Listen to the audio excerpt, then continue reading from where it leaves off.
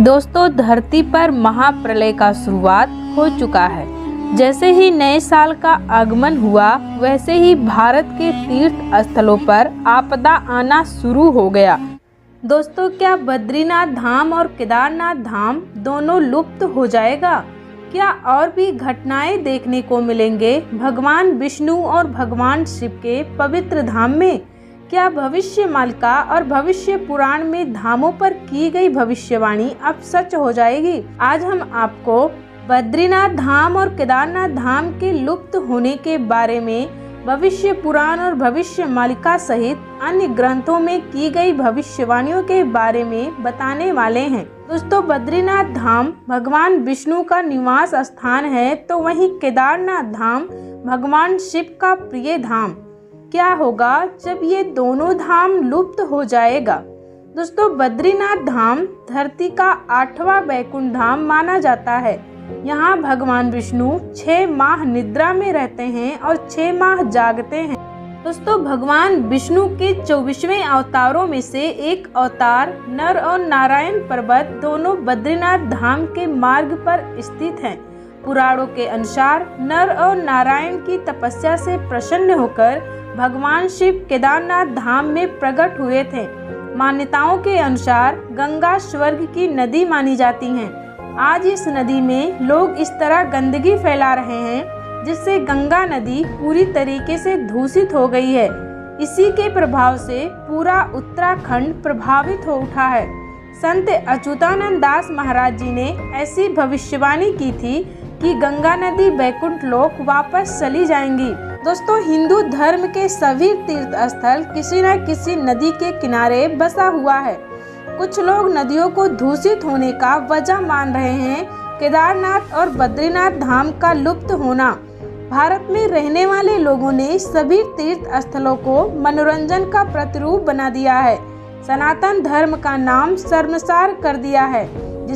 जिस दिन गंगा नदी पूरी तरह से सूख जाएगी, उस दिन बद्रीनाथ और केदारनाथ धाम हमेशा के लिए लुप्त हो जाएगा, जिसकी भविष्यवाणी आज से 500 साल पहले ही भविष्य मालिका में कर दी गई थी।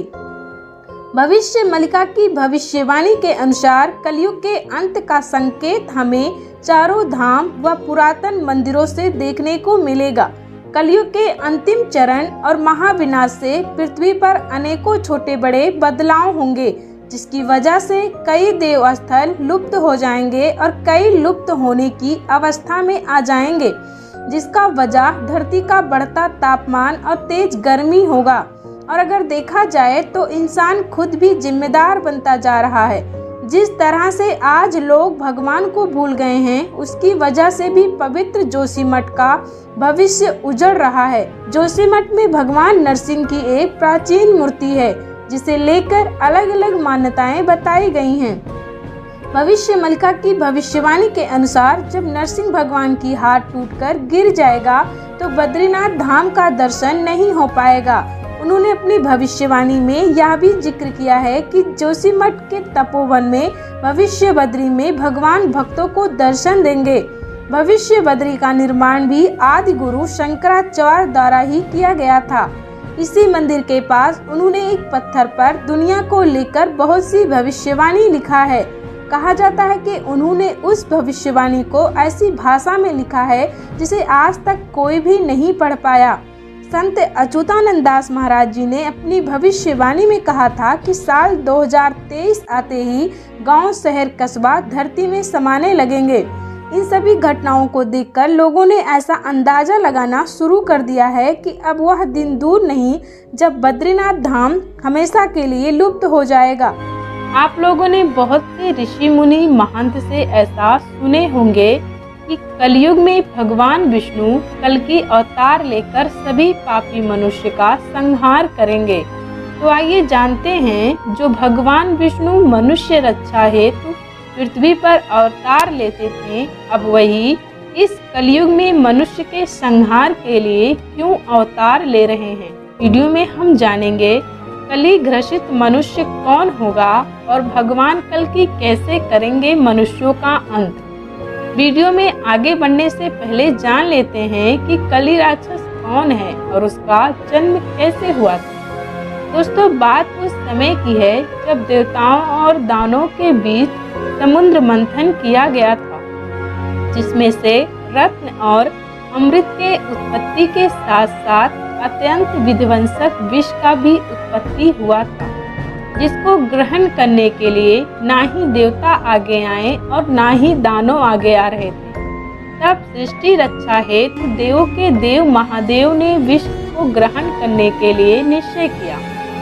जब भगवान शिव विष का पान कर रहे थे तो विष की कुछ बूंदें समुद्र में गिर गया था। उन्हीं बूंदों द्वारा कली राक्षस की उत्पत्ति हुई थी।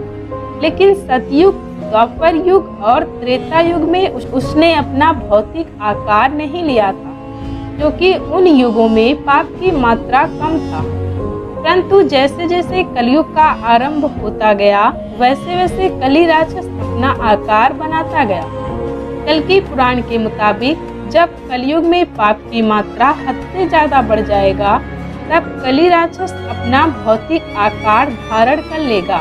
दोस्तों, आपको जानकर हैरानी होगी कि कली राक्षस कंस और रावण, हिरण्यकश्यप जैसे भगवान से युद्ध नहीं करेगा, बल्कि वह सभी मनुष्यों के अंदर घुसकर सभी मनुष्यों को पापी बना देगा, जिससे सभी मनुष्य कली ग्रसित होकर स्वयं भगवान को ललकारेंगे।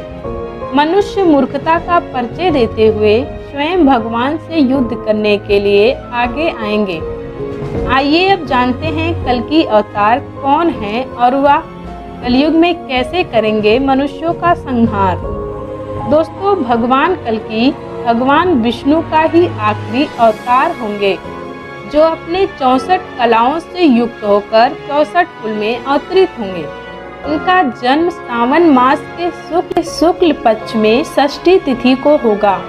मनुष्य का संहार करने के लिए जिस वाहन का वह उपयोग करेंगे, वह सफेद रंग का एक घोड़ा होगा और उनका अस्त्र तलवार होगा, जिससे वह कली राक्षस का अंत करेंगे। उनकी इस धर्म युद्ध में 7 ऐसे महान योद्धा साथ देंगे, जिन्हें अलग अलग युगों में चिरंजीवी रहने का वरदान प्राप्त है, जिसमें से सबसे ज्यादा शक्तिशाली हैं बजरंग बली। यह त्रेता युग के ऐसे चिरंजीवी हैं जिन्हें अग्नि जला नहीं सकता, पानी डुबो नहीं सकता और हवा हिला नहीं सकता। और ऐसे ही बहुत सारे योद्धा हैं जो भगवान विष्णु का साथ देंगे इस धर्म युद्ध की लड़ाई में।